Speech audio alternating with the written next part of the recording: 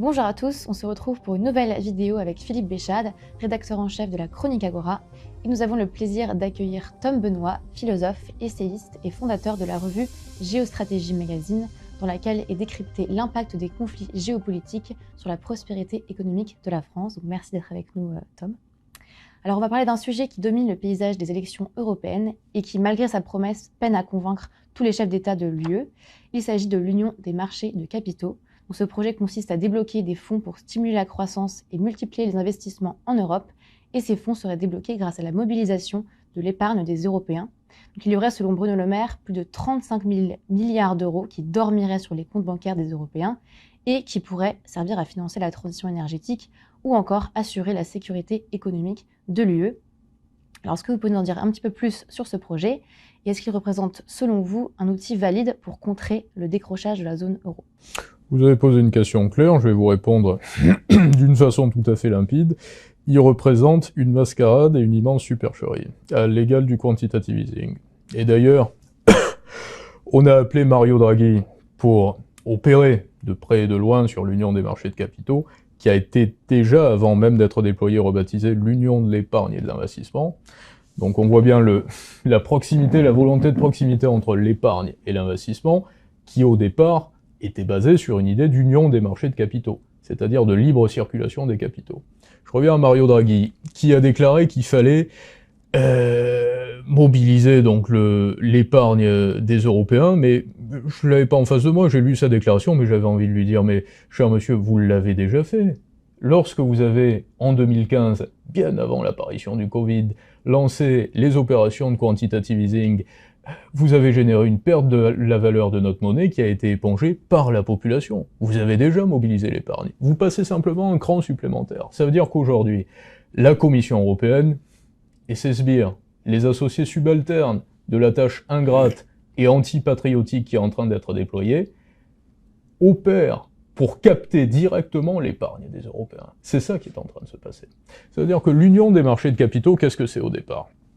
Concept flou, c'est la libre circulation des capitaux au sein de l'Union européenne. Traité de Rome, 1957-58, et les différents traités, Maastricht, 92, on juge qu'il faut faciliter la libre circulation des capitaux, donc pour les entreprises, mais pas seulement pour s'acquitter de paiement. C'est-à-dire que vous avez une société qui s'acquitte d'un paiement, ça c'est pas de la circulation de capital. Mais lorsqu'il y a une société d'un pays européen qui va prendre des parts actives et qui va contrôler par rapport à ces parts une autre société de notre pays européen, là c'est un flux de capitaux. Jusque-là on est sur de la libre circulation. Mais lorsque vous permettez avec des préceptes libéraux aux capitaux de circuler librement, je crois pas vraiment que vous mobilisiez l'épargne, vous lâchez du lest. Ça n'a absolument rien à voir ce qui est en train de se passer.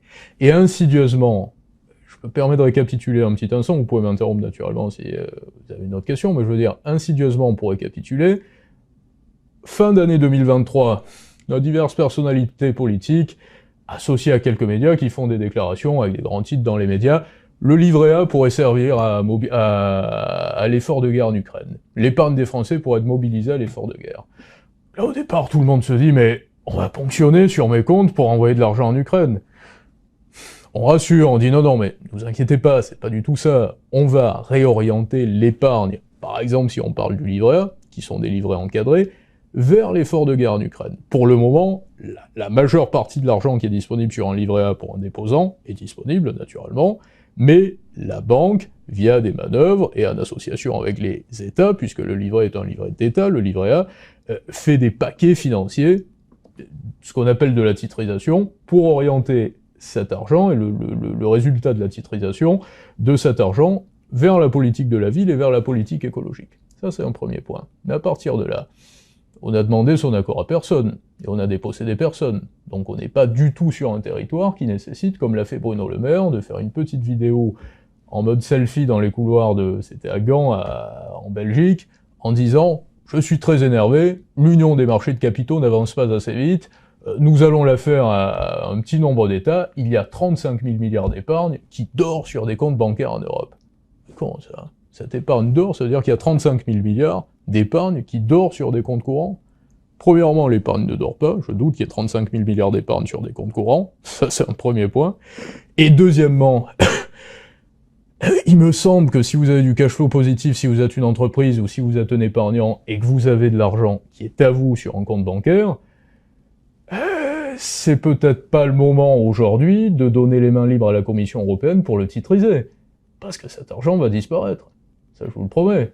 Quand j'entends Christian Noyer, je vous laisse la parole ensuite, cher Philippe, sur nous dire dans son dernier rapport, entre 2007 et 2022, les montants de la titrisation ont diminué. D'ailleurs, il fait une faute d'orthographe même dans cette citation. Ont diminué de 400 milliards annuels à seulement 120 milliards. Mais peut-être que Christian Noyer n'est pas au courant de la crise des subprimes, parce que si entre 2007 et 2022 la titrisation a diminué, c'est parce que justement ce qu'on a appelé la financiarisation, qui n'a rien à voir avec le libéralisme ou les préceptes libéraux, il convient de le rappeler, a conduit à une insécurité bancaire sans précédent et à une dépossession pour nombre d'épargnants et de possédants. C'est pour ça que la titrisation a diminué. Et aujourd'hui, ce sont ces gens-là qui vous disent insidieusement, il était sur BFM Business avec un petit sourire mal à l'aise, si les Européens peuvent prendre un peu plus de risques avec leur épargne, s'ils peuvent prendre un peu plus de risques, on va la titriser, on va la leur piquer. Concrètement, comment est-ce qu'ils vont procéder à cette fonction de l'épargne? Alors, pour l'instant, on n'a que des ballons d'essai. Il y a plusieurs façons de brancher des tuyaux, ce que j'appelle moi des suceuses, sur notre épargne, sur nos comptes, voire sur nos salaires. On peut regarder ce qui a déjà été essayé, ce qui a été fait depuis la crise grecque. Parce qu'en fait, c'est là qu'il faut remonter. Après la crise grecque, il y a un peu le feu dans la zone euro. Et puis les États-Unis, en 2012, remettent en route les quantitative easing, et nous on le fait pas.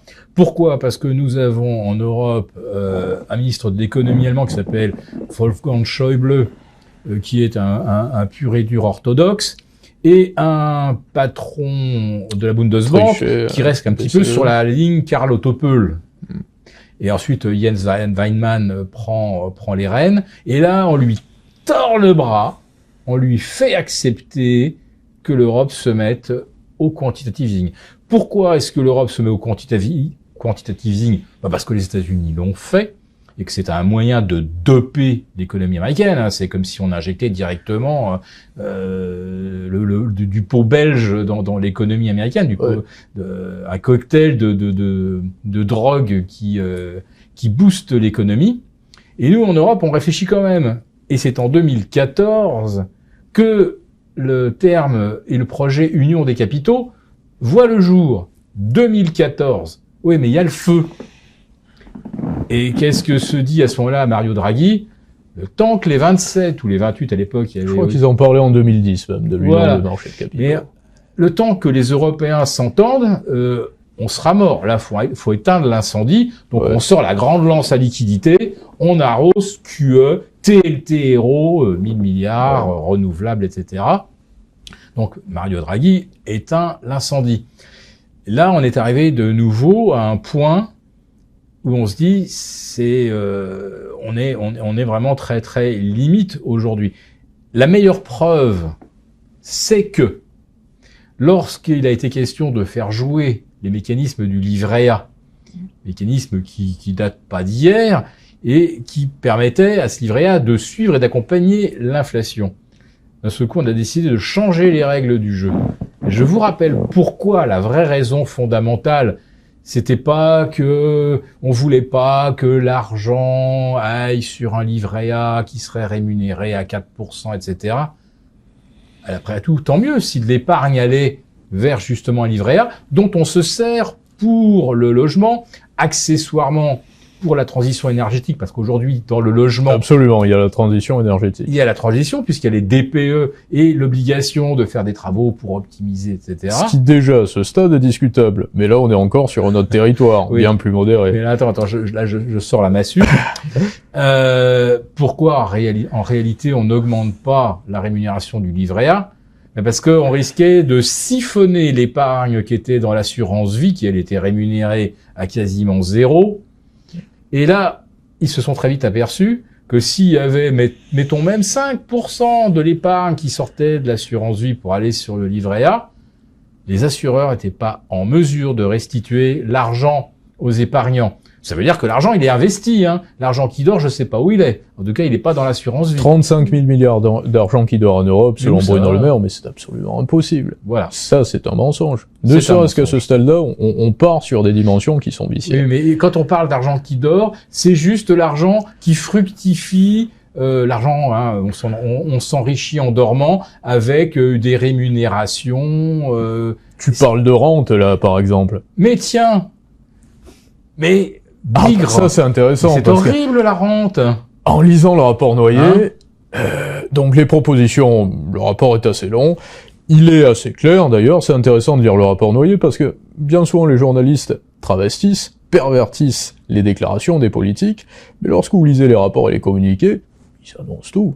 Vous prenez les déclarations de Bruno Le Maire qui nous dit depuis 3 mois depuis sa déclaration à Gand, justement, il faut mobiliser l'épargne. Emmanuel Macron, qui lui non plus n'a pas jugé bon de solliciter des journalistes ou des plateaux de télé, il s'est satisfait de mettre un tweet en disant « Il faut mobiliser 35 000 milliards d'épargne pour financer la transition écologique et la transition numérique. » Vous arrêtez à ces déclarations, vous avez déjà compris la finalité. Et ensuite, vous lisez le rapport Noyer.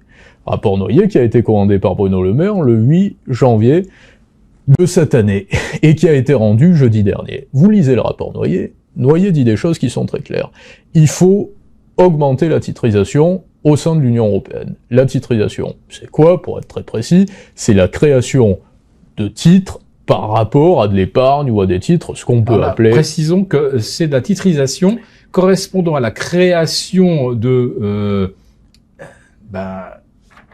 d'obligations, c'est-à-dire de moyens de financement pour des entreprises. Absolument. Voilà. Mais qui correspond à ce qu'on appelait le shadow banking, la finance de l'ombre, c'est-à-dire la création monétaire. Au départ, on a le choix, soit pour une entreprise, soit de la financer par l'emprunt, soit le private equity qui prend une participation au capital. Donc la titrisation, c'est la prise de participation au capital, donc faire assumer le risque à l'épargnant. Mais qui contrôle le risque? Donc ça veut dire surtout que l'épargne sert de collatéral et qu'elle peut disparaître au bénéfice ou au risque de la titrisation ratée. C'est ça qu'il faut comprendre. Ça veut dire que, à échelle individuelle, si vous faites une titrisation, vous avez une maison qui vaut 400 000 €. Vous dites, bon, je vais emprunter, j'ai une capacité d'emprunt, et je vais acheter un terrain, je vais faire construire un immeuble sur ce terrain.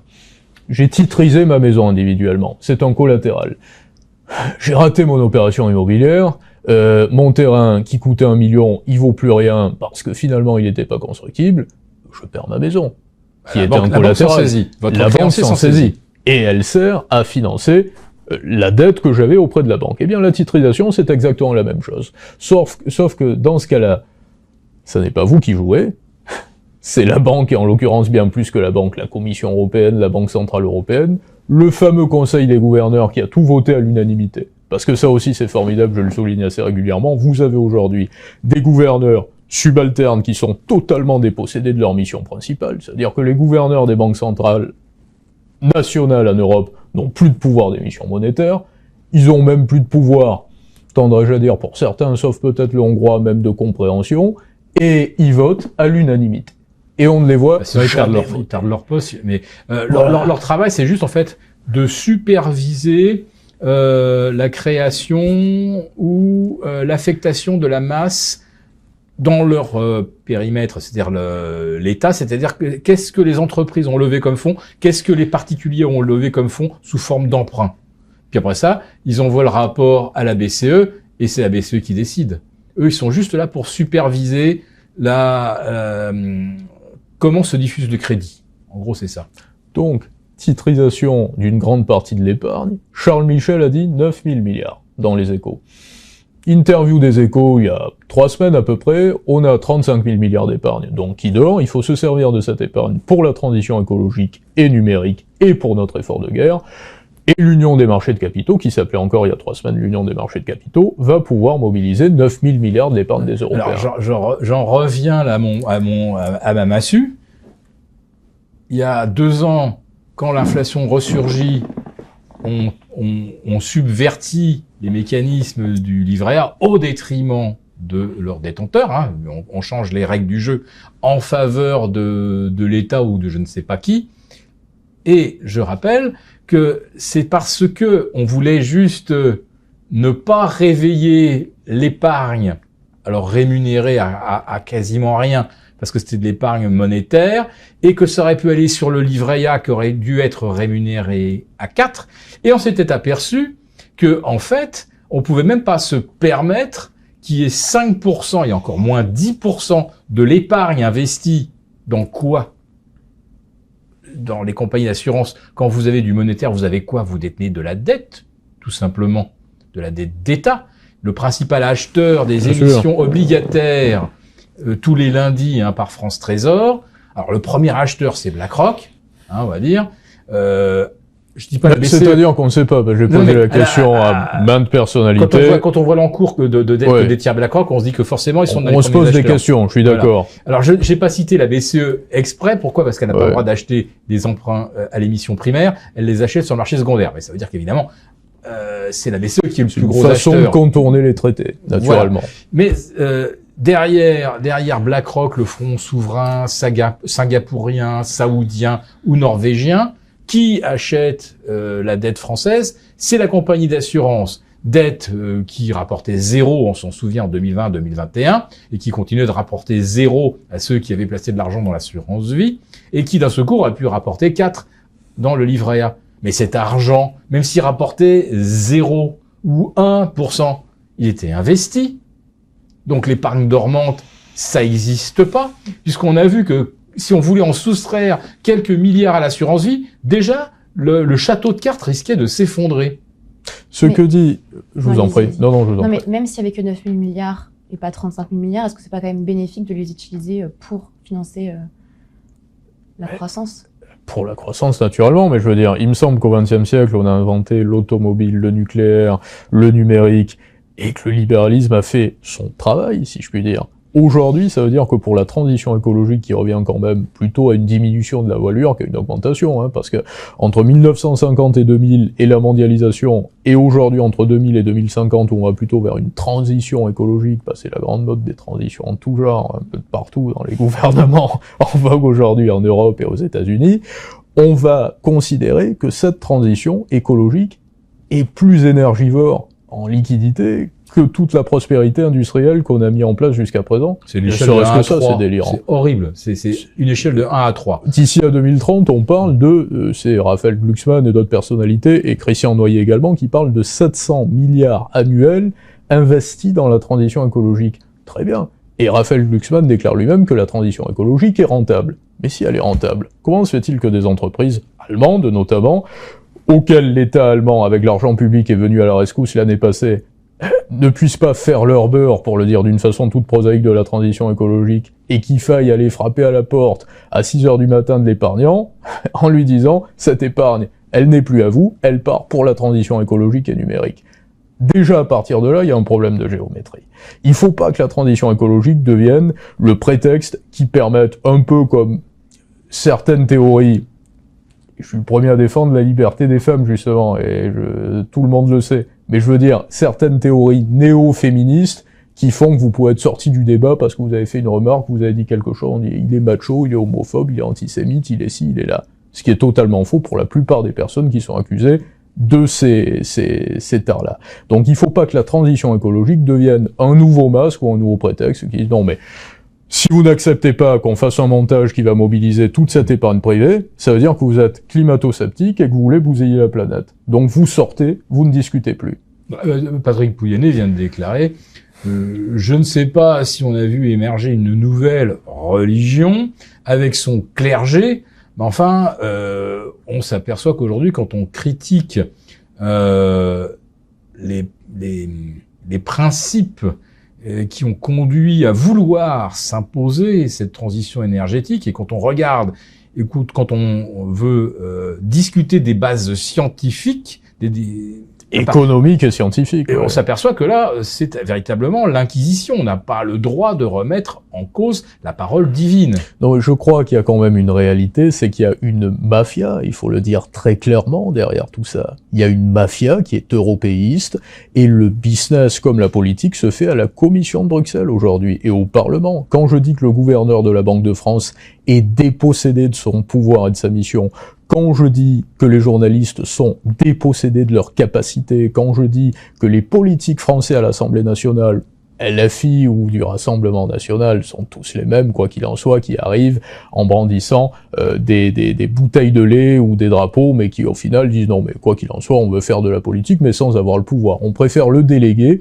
à des commissaires européens, comme par exemple Thierry Breton, ou Charles Michel, qui préside l'Europe, ou Christine Lagarde, qui préside la Banque Centrale Européenne, et qui fait, je le disais précédemment, voter les gouverneurs à l'unanimité. Mais pourquoi? Qu'est-ce que ça veut dire? Alors, ce qui est intéressant de noter, justement, c'est qu'on s'aperçoit qu'aujourd'hui, il y a des bons élèves de la soumission, c'est la France, qui est le pays de la lâcheté par excellence.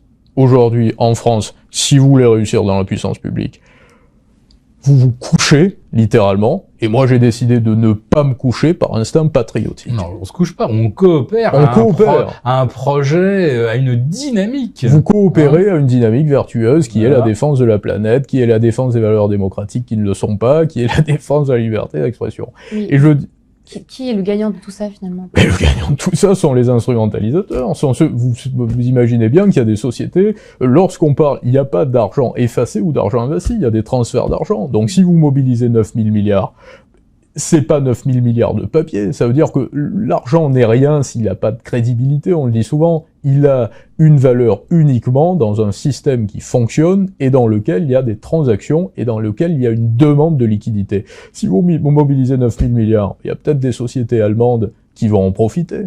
Et à ce moment-là, une supposition tout à fait sordide que je vais me permettre. La France a 5,5 de déficit. J'entendais Bruno Le Maire ce matin sur BFM TV qui nous disait la France est sur la bonne voie. Mais non, Bruno Le Maire, la France n'est pas sur la bonne voie. Nous avons 5,5 de déficit et vous camoufliez les comptes jusqu'au mois passé en prétextant que nous aurions 4,9, ce qui est déjà 1,9 supplémentaires aux points qui sont imposés par votre système, c'est-à-dire l'Eurosystème et la Commission européenne. Donc non, la France n'est pas, avec 110-112% de dette publique au lieu de 60% et 5,5 de déficit, sur la bonne voie. Mais lorsque j'entends Bruno Le Maire, ce matin, faire de telles déclarations, je me dis qu'il faut quand même remettre les choses. Il est tranquille, il ne sera pas contredit, il n'est jamais contredit. Mais c'est surtout qu'il sait qu'il va être soutenu. Parce qu'aujourd'hui, Bruno Le Maire, effectivement, on n'a pas de raison d'être inquiet. Lorsque je pose la question qui détient la dette, et vous en parliez précédemment, ça veut dire quoi? Ça veut dire, bon ben, mettons qu'il ne l'achète plus, ou encore plus sordide, mettons qu'il vienne à se payer sur la bête, et la bête, c'est le patrimoine des Français, et en épargne ou en immobilier sont les biens publics. Mais ce qui va plus loin que ça, c'est de se dire, comment va fonctionner le système obligataire? Vous le disiez précédemment, tu le disais Philippe, c'est la BCE qui va venir à la rescousse, mais de qui? Pas du Luxembourg, de la France. Qui a un problème de dette? La France. Est-ce que vous croyez que les Allemands vont accepter, d'ici à l'année prochaine, que la BCE, une fois de plus, finance le déficit public français? Exactement, nous y sommes. Alors on va un peu plus loin. Dans ce cas-là, Olaf Scholz, qui est allemand, si je ne me trompe, ne s'inscrit pas du tout dans le digne héritage allemand qui consistait à s'opposer à l'union des marchés de capitaux. Aujourd'hui, il fait corps avec Emmanuel Macron, ils disent il faut qu'on avance sur l'union des marchés de capitaux. Ursula von der Leyen, qui n'est pas corrompue du tout naturellement, nous dit il faut avancer dans le sens de l'union des marchés de capitaux. Eh bien moi je vais vous dire ce qui va se passer. C'est clair comme de l'eau de roche, la BCE va imprimer de la monnaie pour la dépense publique française dont personne ne veut en France et qui saccage le libéralisme. En échange, les Allemands qui vont voir la valeur de notre monnaie commune que nous partageons baisser, on dira ouais mais on veut notre part du gâteau, ça peut pas fonctionner ainsi. On va mobiliser de l'épargne avec l'union des marchés de capitaux et on va vous libérer quelques contrats pour la transition écologique. Et les sociétés industrielles allemandes auront leur contrepartie. Voilà le sens de l'union de l'épargne et de l'investissement. Pour le dire autrement, on est arrivé à un tel point, et avec la trajectoire de la dette française, qui est la pire en Europe. Donc avant même les Jeux Olympiques, nous sommes déjà certains d'avoir la médaille de la pire trajectoire de la dette, puisque en Espagne, elle se réduit. Oui, en Italie, elle progresse à raison de 3%. ce qui n'a rien à voir avec nous, nos plus 10. Hein. On lève 260 milliards en 2023, on en lèvera 285 en 2024 et peut-être pas loin de 300 en 2025. Donc, qu'est-ce qui va se passer? Où la BCE est de nouveau obligée de faire du quantitative easing, et donc on flingue l'euro, et donc on relance les mécanismes inflationnistes, ou alors on essaie de trouver de l'argent à tout prix. Attention, parce qu'en Italie, il y a des contre-pouvoirs tout de même. Il y a beaucoup de contre-pouvoirs, même au sommet de l'État. Et je crois que si aujourd'hui on a Enrico Letta... Mais c'est le bazar, mais au moins, ça s'équilibre. Le pays fonctionnant, et c'est-à-dire que vous faites pas taire les Italiens comme vous faites taire les Français, et les Français sont à terre aujourd'hui, et ils ne bronchent plus. Les Italiens, c'est pas comme ça que ça marche. Demain, si vous allez aux États-Unis ou en Italie dire on supprime l'argent liquide, ben quoi? Vous supprimez l'argent liquide, et comment est-ce qu'on va faire? Alors, si vous allez en France en disant on supprime l'argent liquide, bah, les commerçants diront quoi qu'il en soit, bah, on faisait plus de business déjà, on se servira des PDA, on fera marcher en carte bleue, il n'y avait plus d'économie en liquide. Donc, on peut le faire ici. Mais les Italiens, et Meloni, on le voit bien, que ce soit par rapport aux banques, et une défiance par rapport à l'eurosystème, même sur les Nutri-Score, les Italiens qui ont un peu plus de palais que nous aujourd'hui, on dit non mais le Nutri-Score on n'en veut pas, c'est un saccage des territoires, on le refuse. Donc les Italiens se révoltent. Qu'est-ce que vous faites à ce moment-là lorsque vous avez des Italiens qui peuvent détruire l'eurosystème? Ben vous embauchez 2 Italiens corrompus, Enrico Letta et Mario Draghi. Comme ça vous direz, les Italiens veulent l'union des marchés de capitaux. Et tous les titres, je mets ma main à couper dans les semaines à venir, des grands journaux vont être « Et les Italiens sont aux côtés de l'Allemagne et de la France, les pays raisonnables, pas les salauds, hein, pas les Luxembourgeois ou les Irlandais qui pensent qu'au pognon, ce sera ça les titres, qui veulent pas de l'union des marchés de capitaux et qui veulent garder tout leur argent et le dépenser dans des yachts et saccager la planète. » La substance de la manœuvre, c'est celle-ci. Donc pour vous, le projet s'inscrit dans une volonté plus globale de supprimer la souveraineté des États. Ça, elle est faite. C'est la poursuite du processus qui a été, en fait, on l'a gravé dans le marbre, alors discrètement, parce que les Français l'ont pas compris sur le coup, le traité de Lisbonne ancrait la perte de souveraineté. Ouais. Et moi, je rappelle, alors moi, je faisais campagne, entre guillemets, contre le traité, la Constitution européenne, parce qu'en fait, il y avait le traité, hein, il y avait le fascicule que tous les Français avaient, et puis il y avait un petit tiré à part qui expliquait les missions et le rôle de la BCE. Et là, quand on lisait ça, on découvrait que les États perdaient totalement leur autonomie et leur souveraineté, puisqu'il fallait à ce moment-là que la BCE donne son aval pour toute augmentation de la dette ou pour tout octroi de crédit d'un pays souverain à un pays partenaire. C'était quand même quelque chose d'énorme. Si on avait mis ça en avant, c'est sûr que le refus de la Constitution, il n'aurait pas été de 55 à 45, il aurait été de 60 à 40. Voilà. Toutes les études officielles montrent qu'en 2005, 70% des représentants dans les médias, qui étaient essentiellement mainstream à l'époque, parce qu'il n'y avait pas eu l'émergence de YouTube et des réseaux sociaux, étaient en faveur du oui. Et malgré ça, c'est le non qui est passé. Voilà. Alors, il y a une autre question là, Marie-Constance en a posé une, c'est mais qui est le gagnant dans tout ça? Alors je peux déjà commencer par dire qu'aujourd'hui, depuis 3 ans, donc c'est-à-dire, j'ai dit bien 3 ans, c'est-à-dire qu'on est 1 an avant l'invasion de l'Ukraine par la Russie. Hein. Depuis 3 ans, les grands gagnants sont les fabricants d'éoliennes chinois, les fabricants de batteries chinois. Quand l'économie, après les confinements de 2020 et depuis début 2021, quand les confinements ont été levés, que l'économie est repartie, qui a profité à fond du redémarrage de la demande? Ce sont les entreprises chinoises. Voilà, pour que ça soit clair.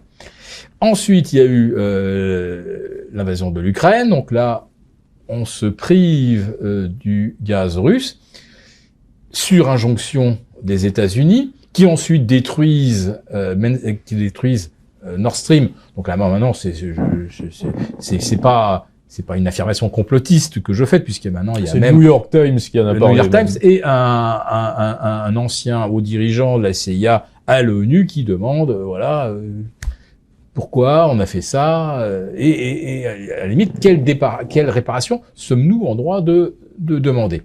Bon. Alors, le point commun entre Macron, Scholz, von der Leyen et Michel, outre le fait qu'ils approuvent tous le projet de marché des capitaux pour venir boucher les trous, c'est qu'aucun, évidemment, n'a questionné qui a détruit Nord Stream. C'était absolument extraordinaire. En France, vous dépassez la vitesse autorisée de 1 km/h, vous recevez immédiatement un PV de 135 et vous perdez un point de permis. Là, vous détruisez Nord Stream et là, personne ne demande rien. C'est extraordinaire. Là, non, faut voir. Et depuis que Nord Stream a été détruit, qui est le grand gagnant? Et ben là, ce sont les Texans qui sortent du gaz et qui le transforment en GNL. Et puis vous avez aussi maintenant les Américains qui arrivent à relocaliser sur leur sol la production de panneaux solaires, parce qu'ils mettent des barrières douanières, ils font du protectionnisme par rapport beaucoup au Texas d'ailleurs, au matériel qui arrive et qui est importé de Chine, ce que nous ne faisons pas. Donc en réalité, nous, on va aller demander à l'épargnant, on va pas lui demander, on va aller lui sucer son épargne, et on va toujours pas mettre fin aux problèmes qui créent les déficits. C'est-à-dire qu'on c'est extraordinaire. Et non, mais là où c'est d'autant plus ironique, et c'est corollaire à ce que tu dis, c'est que tous les acteurs de ce plan nous expliquent que ce plan a pour vocation à lutter contre la fuite de capitaux vers les États-Unis. Et c'est-à-dire, c'est quand même Emmanuel Macron, Christian Noyer, Charles Michel, Ursula von der Leyen, qui nous disent « c'est un drame, il y a des capitaux qui partent vers les États-Unis ». Ça nous coûte combien l'Allemagne, ça lui coûte combien les importations de GNL?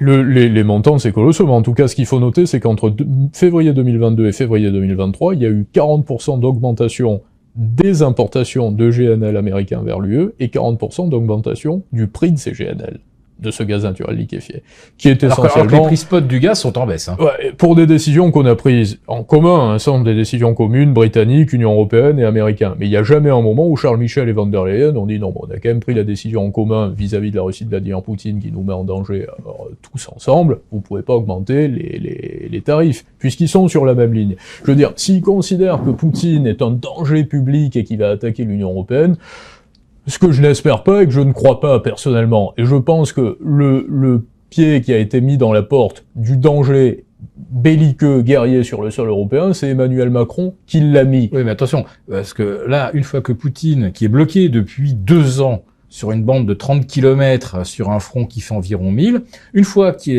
après avoir été bloqué 2 ans sur 30 km, une fois qu'il aura franchi le Dniepr, là, il va franchir 4000 km du nord au sud en 3 semaines pour être à Berlin et peut-être être... Non, mais dans quel intérêt? Je veux dire, est-ce que ces gens s'entendent parler? Poutine va essayer d'envahir l'Europe, la Russie va essayer d'envahir l'Europe. Nous n'avons pas la même culture, nous coopérions jusqu'à présent. Il y a énormément de respect en Russie vis-à-vis de la culture française en particulier, parce qu'il y a beaucoup de francophones en Russie. La Russie n'a aucun intérêt, et ça n'aurait aucun sens, d'envahir l'Union européenne. Il faut quand même remettre les choses à leur place à ce niveau-là. Donc là aussi, il faut pas qu'il y ait un système qui consiste à dire, si vous n'êtes pas d'accord pour qu'on prenne votre épargne pour investir dans de la stratégie de défense qui soit européenne ou américaine, ça veut dire que vous êtes d'accord pour qu'on se défende pas et que Poutine vienne nous attaquer. On voit quand même la manœuvre depuis 2 ans d'une façon assez limpide, si je puis dire. C'est dit et répété, c'est même, on peut le dire, matraqué. Voilà, c'est presque... Si la rive est du Dniepr ne tient pas, enfin non, la rive ouest, parce que ça veut dire que les Russes l'auraient franchi, à ce moment-là, ils vont déferler à travers l'Europe. C'est incroyable. Alors qu'on oublie de dire que quand même, la Russie, elle a à peu près 14 000 km de frontières à défendre. Il suffit de faire un peu d'agitation à droite ou à gauche, et la Russie, c'est déjà un miracle qu'elle arrive à maintenir sa structure, vu l'étendue du territoire qui est 37 fois la taille de la France, et le nombre de kilomètres de frontières à défendre. Je crois que les Américains défendent toujours leurs intérêts, que ce soit l'administration officielle aujourd'hui, Biden, ou en fonction, je voulais dire, Biden, ou Trump demain, si Trump est réélu, ce que nous ne faisons pas ici. Parce qu'il faut quand même partir de ce postulat, c'est que les Américains défendent leurs intérêts, les Allemands, jusqu'à présent, défendaient un petit peu leurs intérêts, les Français, nous allons contre notre population, nous allons contre notre nation, que ce soit dans le sens patriotique, identitaire, économique, libéral, sur tous les plans, nous fusillons notre pays. Et l'Union européenne va, par extension, parce qu'elle est l'instrument des Américains en Europe, contre la population américaine. Nous, on se saborde, j'en suis d'accord, Mais là, puisqu'on parle, on est au cœur du sujet là, c'est-à-dire de construire une Europe de la défense. Puisqu'on nous dit, il faut empêcher Poutine de traverser l'Europe, de franchir le Danube, le Rhin, et puis on les arrêtera peut-être grâce au futur taxi de la Marne. Mais c'est bon, je suis d'accord. L'Europe s'est complètement désarmée, on s'est complètement reposé sur le parapluie américain, et c'est Trump qui a donné d'ailleurs le signal que ça pouvait plus durer. Ouais. Nous ne paierons pas pour les Européens. Le contribuable américain va pas continuer de financer le parapluie européen. Voilà. Bon, le contribuable américain vient de financer 95 milliards pour l'Ukraine, 60 Israël, milliards Taïwan. pour l'Ukraine et le reste Taïwan, Israël. Donc, pour Israël, on va dire que ça revient parce qu'Israël achète de l'armement américain. Donc mais exactement, c'est ce que aussi bien Anthony Blinken, Joe Biden ou Victoria Nuland expliquaient. Quand l'Ukraine, on lui vote un budget de 15, 50, 60 milliards, il y a à peu près 70% de la somme qui va revenir sous forme de commande à l'industrie de l'armement américaine. Et le problème, c'est qu'aujourd'hui, si en Europe, on décide de mettre plus d'argent dans la défense, qu'est-ce que commande l'Europe dès qu'on met 10 milliards pour renouveler les chasseurs, etc., multifonctions? Qu'est-ce qu'on achète? Enfin, la Pologne, l'Allemagne achètent des F-35. Je rappelle qu'ils ne sont pas opérationnels. Ils sont absolument aujourd'hui inaptes au combat. On ne saura évidemment pas les faire atterrir sur le Charles de Gaulle. Oui, bien sûr. Et l'Europe, chaque fois que on parle aujourd'hui de renforcer notre défense, c'est en achetant de l'armement américain. C'est très important de le souligner, absolument. Donc, si on vient nous piquer notre épargne pour la défense, ça va se retrouver chez General Dynamics. Il faut se mettre dans la psychologie des Américains. C'est-à-dire qu'aujourd'hui, les Américains savent pertinemment qu'ils vont pas vendre des F-35 et des avions éternellement pour l'Ukraine. Ça va se tasser. Après, bon, on en a acheté des avions, enfin de l'armement, on a des munitions, des avions, on va peut-être en envoyer, mais ça va pas durer pendant 10 ans. On va pas alimenter une guerre en Ukraine pendant une décennie. Par contre, les Américains comprennent bien une chose, c'est que si la guerre continue, et que les sanctions de l'Europe vis-à-vis de la Russie se poursuivent et s'accroissent, la Russie va se tourner de plus en plus vers son bloc des BRICS et de l'OPEP+. Avec l'Arabie Saoudite, la Chine, l'Inde, le Brésil, l'Afrique du Sud, et va échanger. Bon, c'est un peu je t'aime moi non plus. Absolument. Mais de la même façon avec l'Occident. Donc on va dire que c'est mais en tout cas vers le monde chinois. Donc à partir de là, les Américains se disent, on est en train finalement de déclencher une proximité entre deux puissances détentrices d'énergie et de matières premières et profondément patriotes que sont les Russes et les Chinois, alors qu'on veut absolument anéantir la puissance chinoise. Et on fournit une aide considérable avec une Russie, à la Chine, qui pour le moment était l'allié des Européens. Donc les Américains, que ce soit Biden et son administration, ou Trump, veulent que ceci s'arrête. Mais ils veulent pas s'arrêter de vendre de l'armement. Donc comment est-ce qu'ils vont faire? On le disait précédemment, expliquer à l'Union européenne qu'elle doit financer une Union européenne de la défense, une défense européenne, et qu'à partir de là, il faut acheter de l'armement avec l'épargne des Européens. La grande manœuvre des États-Unis et de l'Union européenne depuis le départ, depuis la création de l'euro, ça n'est pas de créer une monnaie forte, ça n'est pas de créer une union puissance. Je l'ai expliqué régulièrement, et même Christian Noyer le détaille. Union puissance, voilà aussi, il a un élément de langage très important. Mais c'est d'une ironie sans nom, ça devrait être condamné même par la justice si elle faisait son travail. Tant de démagogie et tant de manipulation, il faut le dire d'une façon précise. Les chiffres de PIB, le poids du PIB de tous les pays de l'Union européenne et de toutes les monnaies, si on les additionne, qui étaient indépendantes jusqu'à présent, et de l'Union européenne ont baissé dans la part mondiale d'une façon ascensionnelle de 2002 à la mise en circulation de l'euro, et même avant de la création de la BCE en 99, jusqu'à aujourd'hui. Le poids du PIB, je le dis régulièrement, des pays de l'eurozone en 1999 dans le monde, c'était 4,76, aujourd'hui c'est 2,50. On s'aperçoit bien que l'Union européenne nous a pas ouvert au monde, elle nous a coupé du monde, mais par contre elle est devenue une administration gloutonne qui a besoin d'entretenir son financement. Et il y a beaucoup de business qui se font à la Commission européenne, c'est de notoriété publique. Je veux dire, aujourd'hui, si on veut faire un minimum de politique et si on est un minimum patriote, on doit à tout prix mettre fin au pouvoir d'une mafia qui s'appelle la Commission européenne, la Banque centrale européenne, qui se partage l'argent, les lois, les façons de les édicter et les décisions politiques. C'est ça qui est en train de se passer. Ce que je veux dire aujourd'hui, c'est Français, levez-vous, n'acceptez pas qu'on vous enlève du pouvoir en vous disant que c'est ailleurs que ça va se passer, que parce que c'est plus grand et ailleurs, ça va mieux se passer. La Commission européenne, c'est une assemblée nationale, tout simplement. L'Europe puissance et l'autre face de la même pièce, c'est une espèce de formule totalement fallacieuse, c'est la souveraineté européenne. Il peut pas y avoir de souveraineté européenne. Il y a aucune souveraineté européenne quand 90% des lobbyistes qui aujourd'hui travaillent, ils font leur travail, bien sûr, ils le font. Ils apportent souvent un deuxième salaire aux députés européens. C'est à peu près, pour donner l'échelle. Parce que 6 000, 6 300, c'est pas beaucoup pour vivre. Hein, c'est cher, Bruxelles. Donc, les lobbyistes vous apportent un deuxième salaire. Et vous êtes là pour pousser les intérêts de multinationales. Ces lobbyistes sont anglo-saxons. J'ai rien contre les anglo-saxons. Mais le lobbyisme, c'est leur spécialité. Et nous, quand on parle de souveraineté, en fait, cette souveraineté est inspirée par des milliers de lobbyistes travaillant et font leur travail, je le répète, pour les intérêts, non pas des entreprises du CAC 40, mais bien pour des entreprises du S&P 500 et du Nasdaq. Mais comment est-ce qu'on peut sauver l'industrie européenne dans ces cas-là? Si vous voulez sauver l'industrie européenne, la première chose à faire, c'est de quitter l'eurozone, c'est de sortir de l'euro. C'est d'avoir une monnaie nationale qui soit imprimée par notre banque centrale, et là, au-delà de la souveraineté, on aura un instinct patriote et un modèle patriote. Parce que plus loin que la souveraineté, j'aime bien le mot de souveraineté, mais c'est malheureusement un tremplin vers le fait d'accepter qu'on est déjà soumis à d'autres puissances, mais qu'on se révolte. La souveraineté, c'est celui à qui on met la tête sous l'eau, mais qui essaie de la lever et qui arrive encore à respirer un peu d'air. Le patriotisme, c'est de dire non, on n'en a rien à faire, on décide parce qu'on est chez nous. Si on veut gérer notre immigration, on la gère comme on veut, et on n'a pas accepté les préceptes de l'eurozone.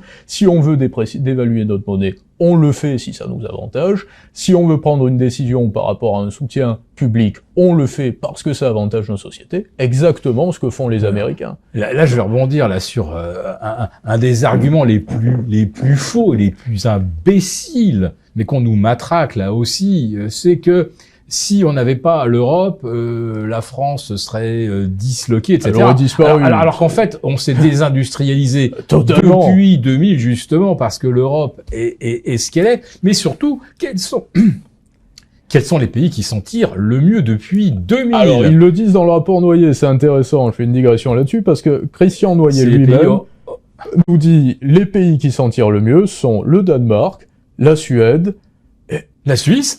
J'avais envie de lui dire, oui, là il parlait dans l'Union européenne déjà, voilà. mais je veux dire dans l'Union et la Suisse évidemment. Elle participe comme à une union douanière. Hein. Absolument, tout à fait, un peu. Mais je voulais dire à Christian Noyer, mais donc vous êtes en train de nous dire que les pays qui s'en sortent le mieux sont ceux qui n'ont pas l'euro.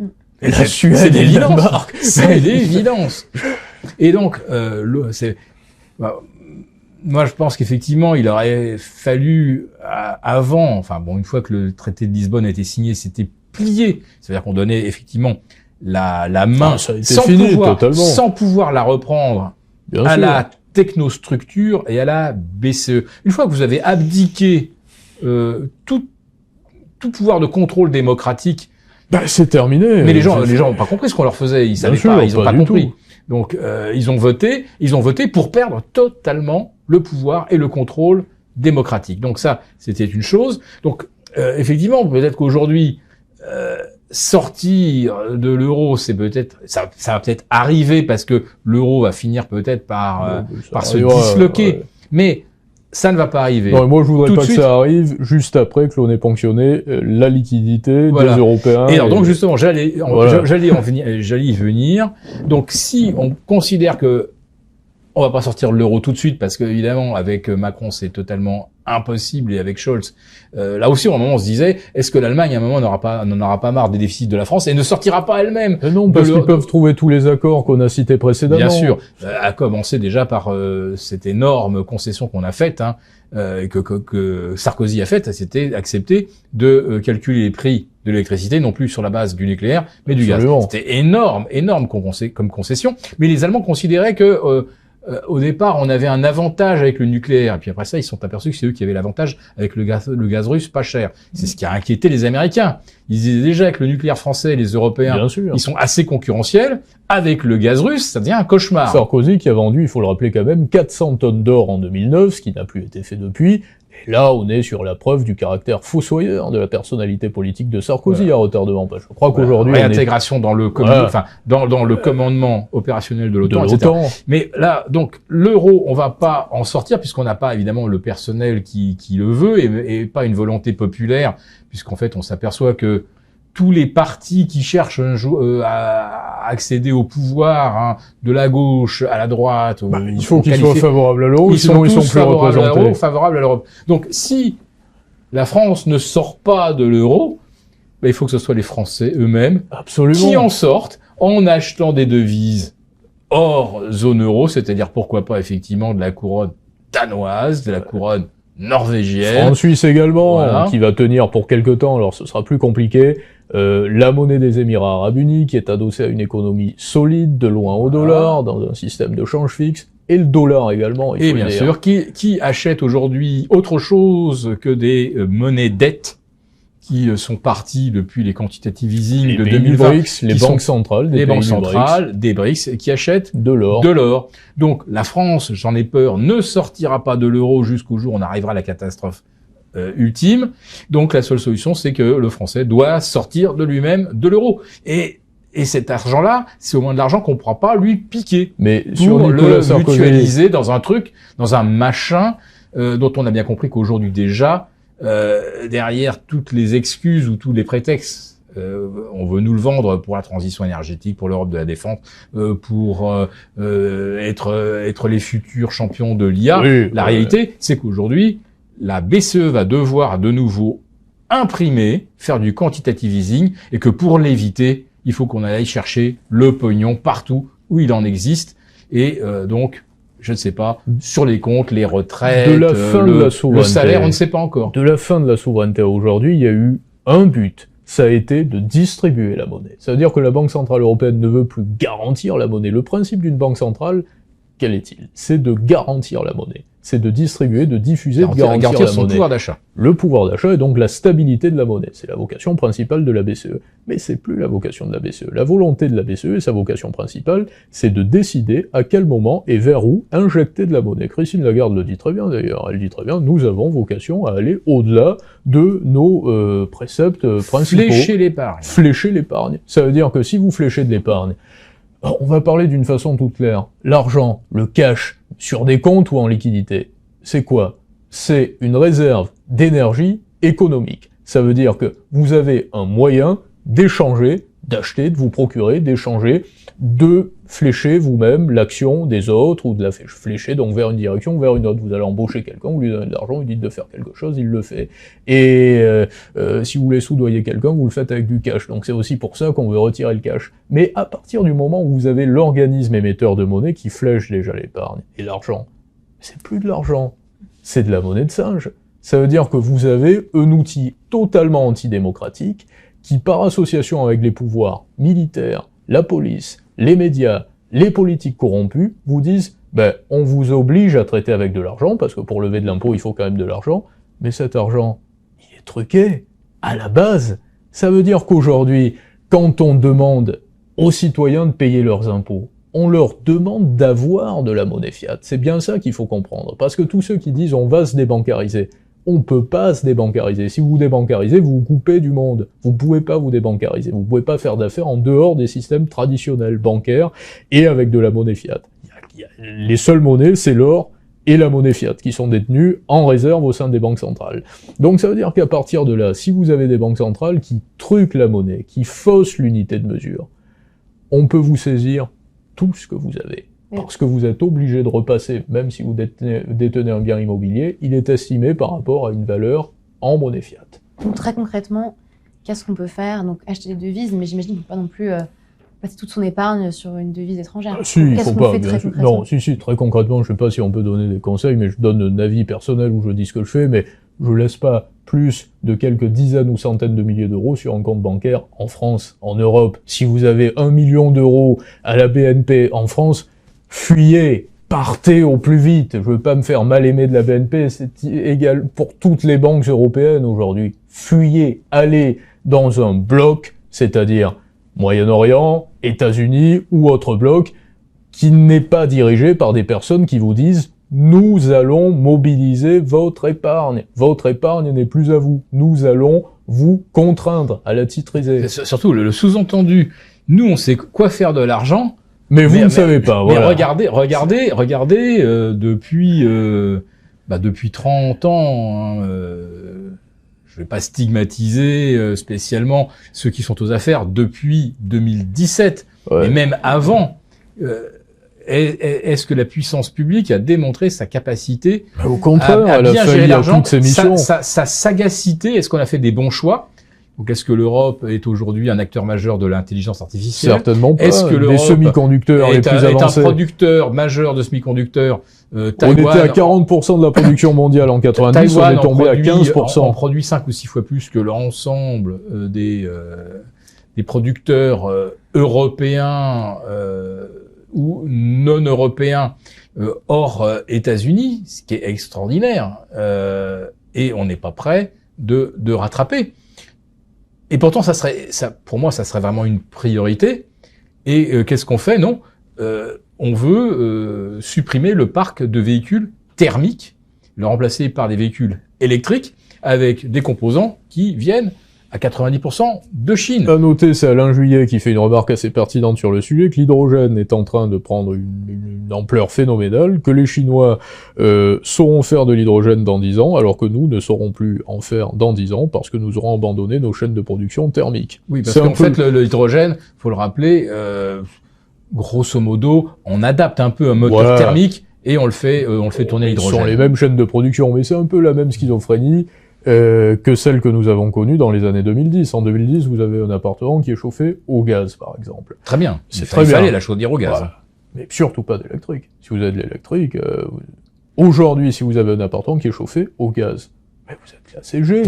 Et là, vous devez payer, il faut vous chauffer à l'électrique. Ça veut dire qu'on a des gouvernements qui, par lubie, et surtout par corruption, plus que par lubie. Ce qu'il faut mettre à bas aujourd'hui, c'est la corruption. Et pour mettre à bas la corruption, et je veux dire, j'ai même pas envie de leur en vouloir, hein, je veux pas déconstruire leur système, c'est très bien, ils se font du blé, ils se font du cash, ils gagnent leur vie, ils sont winners dans l'attitude, formidable, mais ils sont en train de vendre le pays. Et c'est pour ça qu'on n'a pas le droit d'abandonner. Aujourd'hui, si on est jeune, si on est français, les Italiens le font mieux que nous, mais si on est français, on peut pas abandonner et dire « laissez-nous fumer le pays, fumer notre épargne, fumer notre patrimoine immobilier. C'est à nous, on doit être souverain, quitte à être... » Comme je dis souvent, moi je rencontre des gens qui me disent « mais pourquoi, en gros, d'une façon prosaïque, pourquoi tu te fais chier?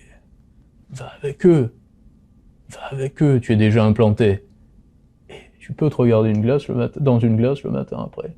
Ils arrivent à se raser le matin, à se regarder dans une glace en disant « on est en train d'aller contre notre population ». Alors moi, je suis le déserteur. Quelle population? Mais on n'a pas de culture en France, le président l'a rappelé. Il faut bien l'expliquer, on n'a pas d'identité, on n'a pas de culture. On n'a plus d'identité, la France est en train de se dissoudre dans l'Europe. La dilution de la culture est identique à la dilution monétaire d'ailleurs. Parce qu'aujourd'hui, lorsque vous dites on a de gros problèmes pour payer les retraites. On peut plus payer les retraites avec un âge de départ qui était semblable à celui que nous avions il y a 20 ans et auquel nous étions engagés à payer les retraites. Qu'est-ce que vous faites en réalité? Vous êtes en train d'expliquer que parce que vous avez fait entrer un nombre considérable d'immigrés, j'ai rien contre les immigrés non plus, hein, je veux dire, ils ont bien raison de venir après, mais vous avez fait entrer un nombre considérable d'immigrés qui ont profité des acquis sociaux français, donc vous avez dépensé de l'argent vers une population qui n'était pas française, et que vous ne pouvez plus payer les Français qui ont cotisé. Mais ça s'appelle du vol, tout simplement. Ça veut dire que l'équation aurait pu être équilibrée et favorable si, comme dans certains pays, on faisait venir de l'étranger des gens qui ont une forte valeur ajoutée. Ce que font très bien d'ailleurs les Émirats. Voilà. Ou Donc, les Américains d'ailleurs. Vous importez des ingénieurs indiens, des Bien médecins français, suédois, etc. Ouais. À ce Mais moment-là, ils le défendent comme ça, vous entendez les macronistes, d'ailleurs, ils disent « Nous ne serons rien sans l'immigration, s'il n'y avait pas l'immigration, nous ne profiterions pas des talents qui viennent de l'étranger, des médecins. » Mais à ce compte-là, je leur dis « Mais vous êtes des négriers, ça veut dire qu'au Maroc, vous avez intérêt à prendre les médecins qui sont au Maroc et qui vont plus pouvoir soigner les Marocains. Mais quel est votre état d'esprit ? Ou alors vous allez prendre, comme l'avait avoué M. Pompidou, des ouvriers étrangers, arabes là aussi bien souvent, pour faire pression à la baisse sur le salaire des ouvriers français. Mais vous n'avez aucun respect pour les Arabes qui arrivent. C'est ça le problème, c'est que la pression à la baisse sur les salaires, c'est de la pression à la baisse sur les recettes fiscales. Quand on gagne moins, quand il y a moins sur la fiche de paye, forcément, ça ralentit la consommation. Il y a moins, évidemment, d'épargne collectée pour la redistribution, parce que là, attention, les retraites, il y a la retraite par capitalisation, chacun l'a fait, et puis il y a la retraite générale, le système français, où c'est juste de l'argent qui est redistribué. Donc, si au fil des ans, certes, la population vieillit, mais vous avez de plus en plus d'ingénieurs, dans l'IA, dans tout ce que vous voulez, de plus en plus de professions libérales, de plus en plus de créateurs d'entreprises qui s'apparenteraient à de l'IA ou autre, et que vous avez des jobs et des entreprises qui créent énormément de richesses. Ça augmente aussi énormément l'argent à redistribuer. Mais si au contraire, vous avez des tâches de moins en moins bien rémunérés, smicardisés, comme on dit, etc., forcément, le système ne peut pas être équilibré. Tu mets le doigt sur le vif du sujet, les moyens qui seront certainement sous le masque de la retraite de ponctionner l'épargne. Et comme le dit Philippe, il y a deux modes de retraite par répartition ou par capitalisation. Christian Noyer nous explique qu'il va falloir créer un produit d'épargne européen. Donc le produit d'épargne, on le disait précédemment, mais pour être précis, qu'est-ce que c'est ? C'est un produit sur lequel il faudra que des épargnants ou des contribuables ou des citoyens, on peut les appeler comme on veut, déposent de l'argent. Cet argent va être bloqué. Il va servir de collatéral. Et Noyer précise bien, produit d'épargne à long terme. Parce que il nous dit, il y en a assez en France des produits à court terme où vous avez de l'argent qui est liquide, vous le récupérez, finalement vous avez vraiment de l'argent. Non, on veut que vous mettiez votre argent, on va se charger de faire ce qu'il faut avec, et vous le retrouverez à long terme. Alors là, justement, la question se pose, et c'est là que se situe la douille. C'est est-ce qu'à la fin, cette épargne, on la retrouve et on pourrait se dire, tiens, j'ai mis le système. Premièrement, il faut avoir confiance en les monnaies fiat aussi. J'ai 300 000 de côté. Ouais. Et si je les récupère aujourd'hui, tiens, je pourrais les placer en bourse et obtenir 7,5. Voilà. Alors qu'on servira les 3%. Ou en immobilier s'il n'était pas fusillé par la puissance publique aussi. Ou alors, une fois que j'aurai ces 300 000 de côté, finalement, est-ce que je ne peux les récupérer qu'en rente? Alors, et la rente, Noyer en ça parle. se taxe. Alors Noyer nous le dit, il y a un mot qui est intéressant, c'est la rente, parce qu'on connaissait pas ça, et Gabriel Attal, qui est quand même très innocent comme personnage, il faut le dire, auquel on donnerait le bon Dieu. Héritier, il est jeune, on lui donnerait le bon Dieu sans confession, il a une petite voix, il est sympathique, et il nous dit on va peut-être taxer les rentes. On va pas lui en vouloir, parce que Bruno Le Maire nous dit en même temps on va pas créer de nouveaux impôts. Donc on se dit bien, le duo Attal-Le Maire sont pas contre les Français, ils vont taxer à la rigueur des rentiers qui ont de l'argent, qui tombent de nulle part comme ça, qui savent plus quoi en faire. Ça va. Et là, dans le rapport Noyer, qu'est-ce qu'on lit ? Le beau Christian Noyer, avec un air fourbe, qui déclarait la même chose sur BFM en se frottant les mains avec les yeux baissés, il faudra étudier dans l'hypothèse où pour ce produit d'épargne européen, les épargnants voudraient, avant le terme du produit, récupérer leur argent, une taxation sur les rentes. Ah ben on apprend ce qu'est le mot rente, parce que moi, je t'en avais parlé la semaine passée, je me disais, mais qu'est-ce que c'est que les rentes ? Je connaissais la liquidité, mais les rentes, ça veut tout et rien dire, c'est désuet. Alors, moi j'ai connu une époque où les marchés obligataires à la bourse, ça cotait entre midi et 2, la séance. À l'époque, on n'appelait pas le secteur obligataire tous les instruments, donc les instruments de taux, on appelait ça la rente. Il y avait les actions au rez-de-chaussée, il y avait la rente au premier étage. Et c'est ensuite qu'on a donné d'autres noms plus technique aux produits obligataires. Alors, Mais la rente, par définition, c'est ça. dans les... C'est ce que produit l'obligataire. Absolument. Dans les noms, on considérerait de l'argent qui tombe de nulle part en quelque sorte, mais pas du fruit du travail, selon le langage prosaïque. En tout cas. C'est l'impécuniosité de l'État Voilà. qui rémunère le créancier. Exactement. Dans le langage alambiqué de Christian Noyer et de la fine équipe qui est chargée de la création de l'Union des marchés de capitaux. Donc évidemment, à la tête, Ursula von der Leyen, Emmanuel Macron, commanditaires associés et décideurs, et puis après, les exécutants, Mario Draghi, Enrico Letta, Christian Noyer, tout juste sorti de la naphtaline et qu'on va montrer pendant un petit moment pour faire parader. Il parle bien. Pardon? Moi, j'aime bien, et moi, je trouve qu'il parle bien, Christian Noyer. Ah, il est formidable, Christian Noyer. Il fait envie, en plus. Je veux dire, mais parce qu'il est cash, quoi. Il dit la vérité. Il dit sur BFM Business si les Européens veulent investir dans des actifs un peu plus risqués. Alors moi, je vous explique, quand la Banque Centrale Européenne et quand ces gens-là font leur travail, ils vous disent que tout va bien se passer, ça se passe très mal. Donc quand ils vous disent que c'est risqué, les subprimes étaient classés AAA par les agences de notation. Alors vous imaginez quand Christian Noyer, c'est pas créé encore, mais arrive en vous disant ce sera risqué, bon, on imagine la suite. Le plan formidable de l'Union des marchés de capitaux, titrisation et marché unique parfaitement intégré. Qu'est-ce que ça veut dire? Un marché parfaitement intégré.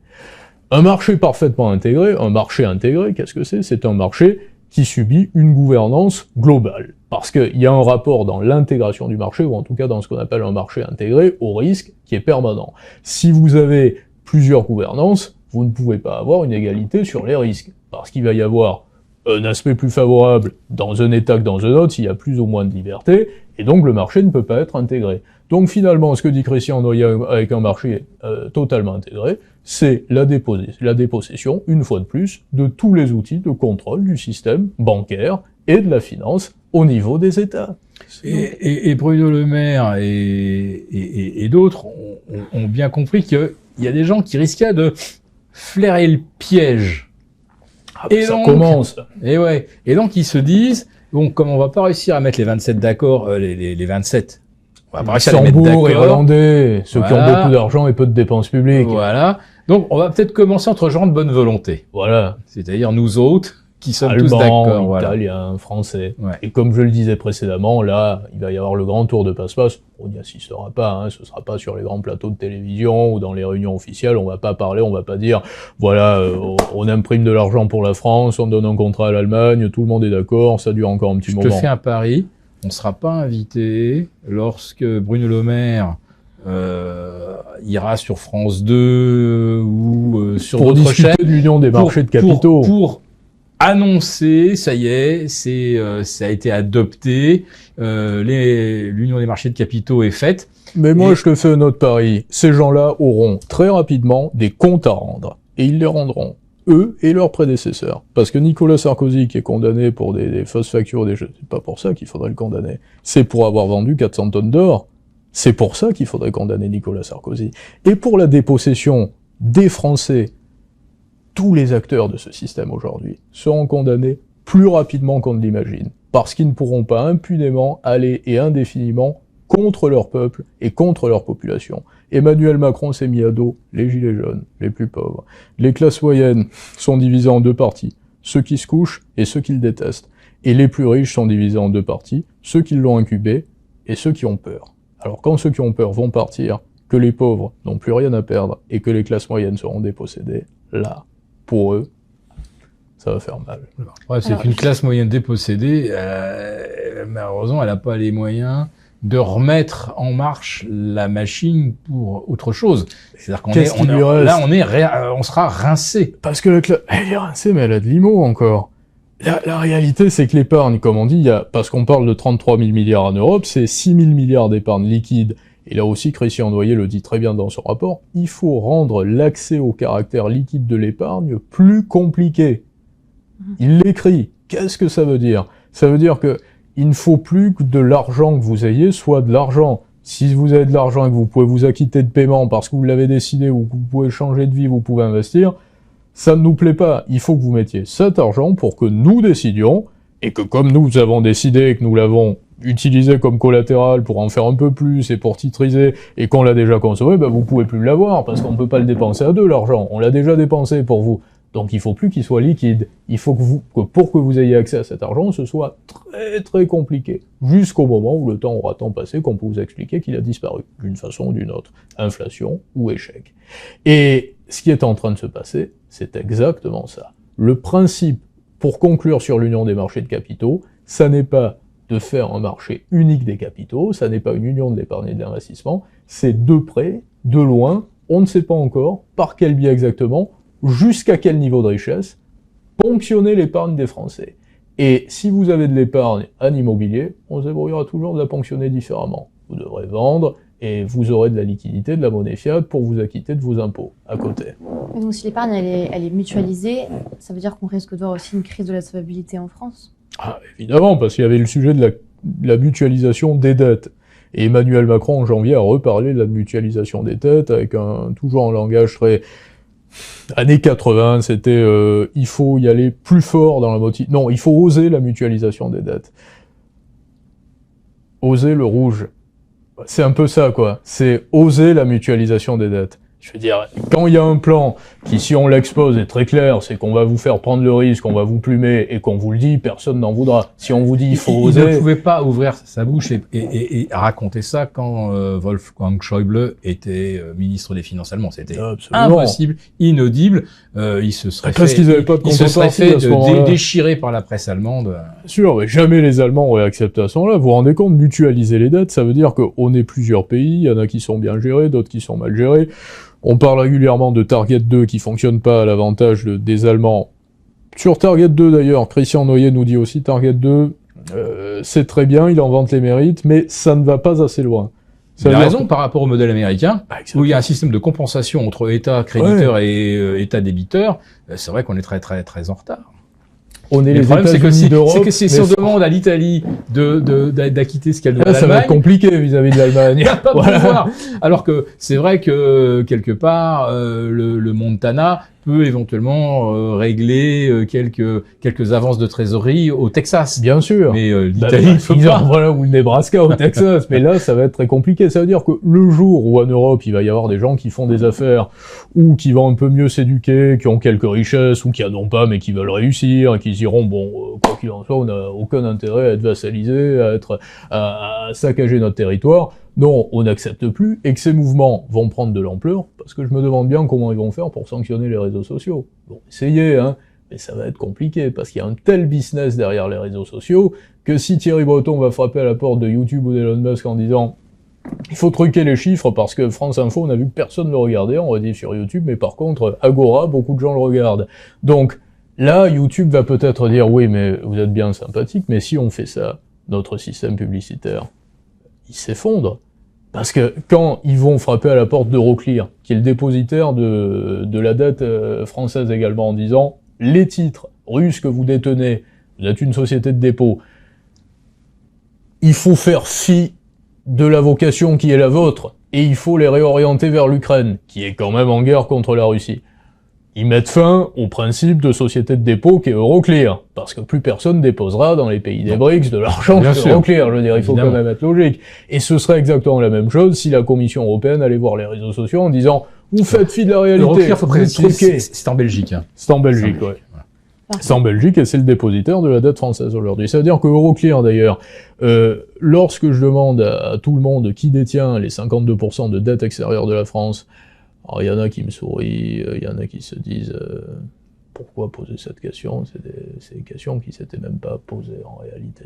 Une fois de plus, je leur en veux pas. Mais et il y en a d'autres qui quand même se disent bon, oui, ils commencent à comprendre, ils disent il a pas tort dans l'état d'esprit. Je ne nomme personne jusque-là et on me dit il faut se rapprocher de France Trésor. Je l'ai fait, j'ai appelé France Trésor. Géostratégie Magazine, je voudrais un rendez-vous, j'ai un rendez-vous.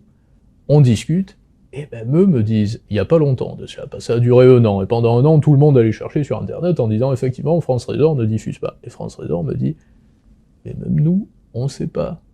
Les seuls qui savent, c'est Euroclear, France. Et Euroclear sont les seuls à savoir, mais il a été précisé qu'ils n'ont pas le droit de le dire. Intéressant. Alors, quels sont les conseils que vous apporteriez aux gens qui s'inquiètent de cette privation d'autonomie qui est toujours de plus en plus importante? Bon. Les fidèles d'Agora savent que nous sommes, partisans d'une forme de débancarisation, mais bien sûr qu'il faut garder en banque au moins de quoi rassurer le banquier si jamais on a besoin de financer les études des enfants ou leur acheter un studio, il faut laisser un minimum. Mais surtout ne rien laisser qui soit pas stratégique. Il faut ne laisser que de quoi payer ses factures, ses impôts,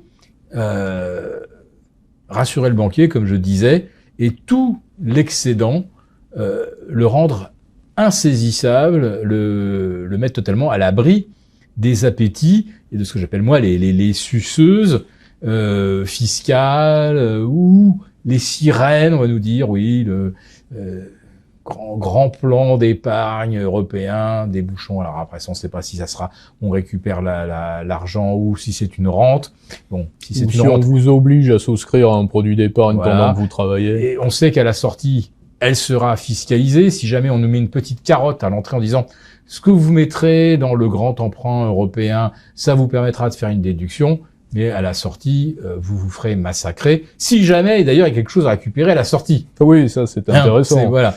Donc, vous m'avez compris, l'épargne très long terme, il faut être hors de la zone euro, hors de toute possibilité de saisie par la technostructure. Et il est évident que avoir beaucoup d'immobilier, c'est là aujourd'hui, on sait que c'est là que ça va les taper aussi. On sait que ça va être probablement ça va être les retraites, mais ça va aller aussi taper dans l'immobilier sous forme d'impôts locaux alourdis, sous forme de surtaxes pour les logements non occupés. Pour l'IFI également, parce que quand on parle de super profit, la frontière est mince. Et puis de super profit, on est à environ 1,5 million, 1,7 pour le maximum. On peut monter ce taux à 2, voire à 2,5. Ça choquera personne. Ça choquera personne. On sait qu'à Paris, pratiquement 50% de l'immobilier qui est loué est détenu par des veuves. Bon, ça veut dire qu'elles ont déjà perdu leur mari qui était trop vieux et on sait qu'elles vont pas descendre dans la rue. Elles vont pas acheter des pavés sur les CRS. Voilà. Donc l'immobilier va morfler. Donc c'est évidemment pas là qu'il faut aller mettre son argent à l'abri.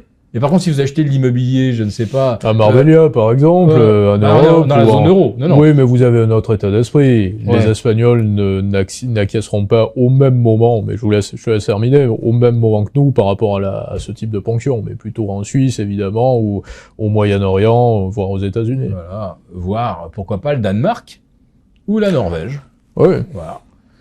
Bon, alors j'ai évidemment pas... je suis pas complètement ignorant de la bulle immobilière qui règne en Norvège, Suède et au Danemark. Mais il y a un moment, quand ça sera un peu corrigé, je me dis que ça sera quelque chose à regarder. Bon, actuellement, Dubaï, les prix ont doublé en 2 ans avec l'arrivée des Russes et des Ukrainiens, parce que ils se partagent. Là, ils se battent en Ukraine, mais vous les retrouvez dans les moi, je vais régulièrement à Dubaï, dans les mêmes hôtels, dans les mêmes restaurants, avec les mêmes top modèles à Dubaï.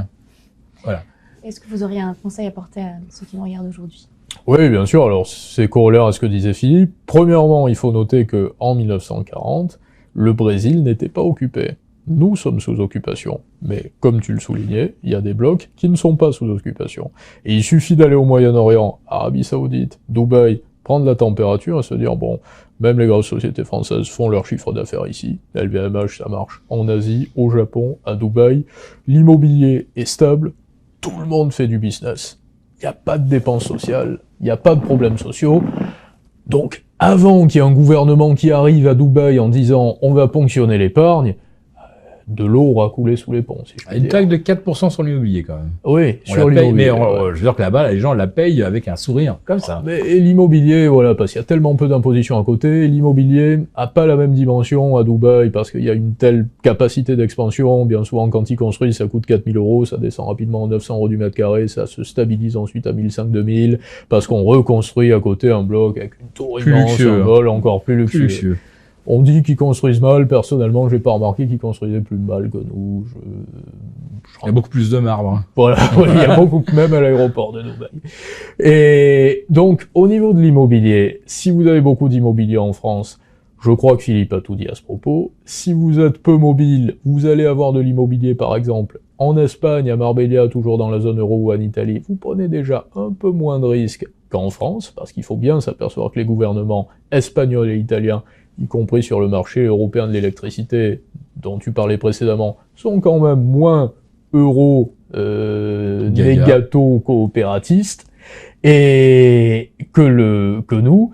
Donc, encore mieux, vous allez un peu en Suisse, beaucoup à Los Angeles. Si vous investissez dans l'immobilier à Los Angeles ou à Miami, vous prenez 0 risque. En diversifiant, bien sûr, mais vous prenez 0 risque.